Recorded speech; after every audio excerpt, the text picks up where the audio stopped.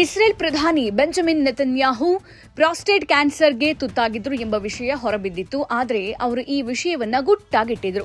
ಚಿಕಿತ್ಸೆ ಪಡೆದು ಕ್ಯಾನ್ಸರ್ನಿಂದ ಸಂಪೂರ್ಣವಾಗಿ ಗುಣಮುಖರಾಗಿರುವ ಅವರು ಈ ವಿಷಯವನ್ನ ಖುದ್ದಾಗಿ ಬಹಿರಂಗಪಡಿಸಿದ್ದಾರೆ. ಎಕ್ಸ್ನಲ್ಲಿ ಪೋಸ್ಟ್ ಮಾಡಿರುವ ಅವರು ತಮ್ಮ ಪ್ರಾಸ್ಟೇಟ್ ಕ್ಯಾನ್ಸರ್ಗೆ ಸಂಬಂಧಿಸಿದ ಸಣ್ಣ ವೈದ್ಯಕೀಯ ಸಮಸ್ಯೆಯನ್ನ ಅನುಭವಿಸಿದ್ದಕ್ಕಾಗಿ ಹೇಳಿಕೊಂಡಿದ್ದಾರೆ. ಈಗ ಸಂಪೂರ್ಣವಾಗಿ ಚಿಕಿತ್ಸೆ ನೀಡಲಾಗಿದೆ.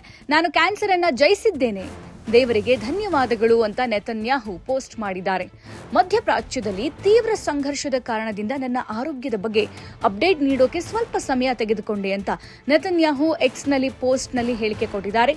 ನಾನು ನಿಮ್ಮೊಂದಿಗೆ 3 ವಿಷಯಗಳನ್ನು ಹಂಚಿಕೊಳ್ಳೋಕೆ ಬಯಸ್ತೀನಿ.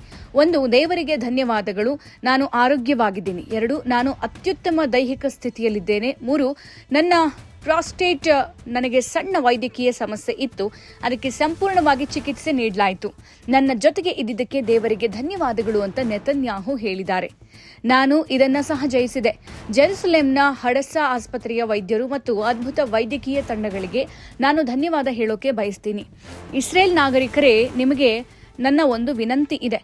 ನಿಮ್ಮ ಆರೋಗ್ಯವನ್ನ ನೋಡ್ಕೊಳ್ಳಿ, ತಪಾಸಣೆಗೆ ಒಳಗಾಗಿ ಮತ್ತು ವೈದ್ಯರ ಸೂಚನೆಗಳನ್ನು ಅನುಸರಿಸಿ ಅಂತ ನೆತನ್ಯಾಹು ತಮ್ಮ ಪೋಸ್ಟ್ನಲ್ಲಿ ಮನವಿ ಮಾಡಿದ್ದಾರೆ. ಇಸ್ರೇಲ್ ಪ್ರಧಾನಮಂತ್ರಿ ಕಚೇರಿ ಬಿಡುಗಡೆ ಮಾಡಿದ್ದ ಮತ್ತು ದಿ ಜೆರುಸಲೆಂ ಪೋಸ್ಟ್ ಉಲ್ಲೇಖಿಸಿದ ಅಧಿಕೃತ ವೈದ್ಯಕೀಯ ವರದಿಯ ಪ್ರಕಾರ ನೆತನ್ಯಾಹು ಆರಂಭಿಕ ಹಂತದ ಪ್ರಾಸ್ಟೇಟ್ ಕ್ಯಾನ್ಸರ್ಗೆ ಯಶಸ್ವಿ ಚಿಕಿತ್ಸೆ ಪಡೆದಿದ್ದಾರೆ.